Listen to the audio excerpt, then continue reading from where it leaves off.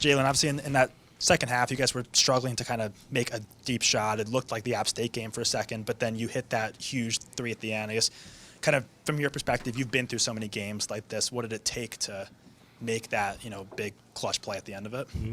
Yeah, like a couple plays before, BP and the staff was telling me to take the first shot because I had the same exact look. So I knew as soon as I caught the ball the next time, I was like, man, I done lost to this too many times. I got to knock this down to seal the deal. So. Jaylin, what was it about that defense kind of picking y'all up at half court that was difficult to crack sometimes? Their defense? I just think because they're kind of long, they're athletes, they're SEC players, and they just played really hard like they've always played. It just wasn't nothing really special. Like that's what we knew they was going to come in and do. So. Stay on the far left. Jaylin, just through this eight-game win streak, you've been on a really impressive tear. Just what's, I guess, been working for you through this win streak?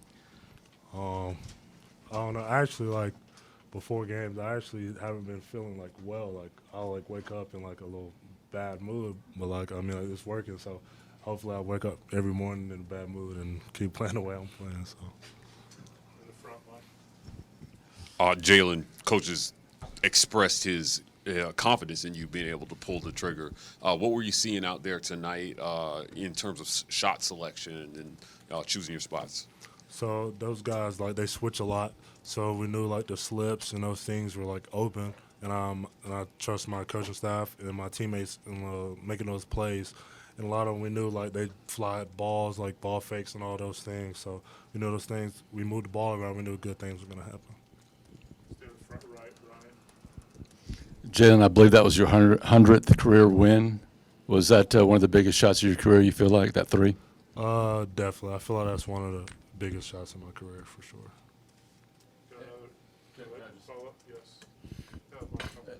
What does that mean to you to make a shot like that in such a big moment?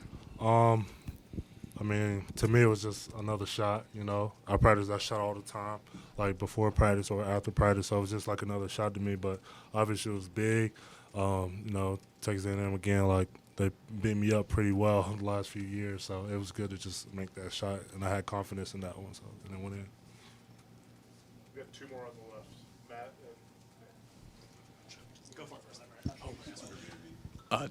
Jaylin, only 10 second chance points for them. They got a lot of offensive rebounds, but what was working for you guys to be able to keep them from being able to put the ball back up when they got the offensive board? We knew once those guards or whoever was that first shot was going to be like, they trick them off a lot, but we knew we had to hit the guys coming in like Garcia and Coleman. Like, we knew those guys were very physical and strong, so we just tried to do better in that second half of just hitting them, getting them out the way, and just being physical. Just even a little nug would like affect like their timing of layups and putbacks. So that's what we were trying to do. I guess following up on that, you guys did not allow a basket for the final 9 minutes and 15 seconds of the games. How do you guys pull that off? Dang, maybe we should just stop fouling. We win by 20. Just sticking together, trusting like again, the coaches trusting in us to keep those guys in front as best as we can. We fouled them a little bit down the stretch, but like we knew like just if we stayed in front of those guards, like they couldn't beat us. So. Jay, well, thank you. If you want to go to the left. All right. Janelle, take the radio. All right, questions for Coach Pearl. Start in the back. We've got two back row. Hey, Bruce, obviously. Get the mic, please. Thank you. Hey, Bruce, obviously the game felt closer than the final score indicated. Can you just talk about the physicality of going up against an A&M team coached by Buzz Williams? Well, I think one of those things that makes Texas A&M so successful, obviously, is their coach. They don't play – nobody else in the league plays quite like they do, especially in the defensive end. With their 1-2-2 press that they can ratchet it up and kind of versus us, they just sort of contain it, which slowed our breakdown. And then they disguise pretty well whether they're in man-to-man or zone. They're hard to play call against. They switch all the time. So it basically cuts about 75% of your playbook completely out. And so we were having a hard time finding things that would be successful. Stephen Pearl had the scout and did an outstanding job. When you hold a team in this league to 55 points, when you hold a team in this league to 39% shooting, when you hold and I challenged my guards. But Wade Taylor is the preseason SEC Player of the Year. He was 2 for 16, 0 for 8 from 3. And so, I mean, yeah, we sent him to the foul line, but man, I thought our guards did a tremendous job defensively.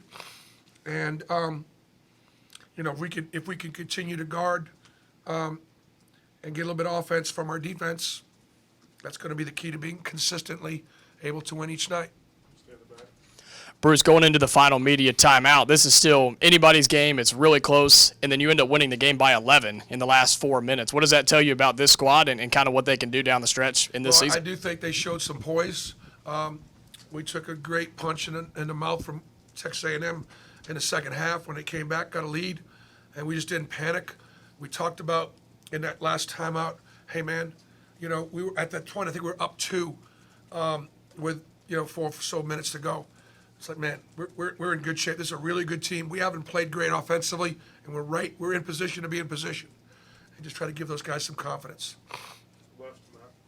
It's the same question on that final 9 minutes there. I guess kind of what did you see defensively, especially in the second half that you've talked about kind of needing to be better Yeah. to hold them to no baskets? in the I final thought our 9 guys minutes? really competed to stay in front.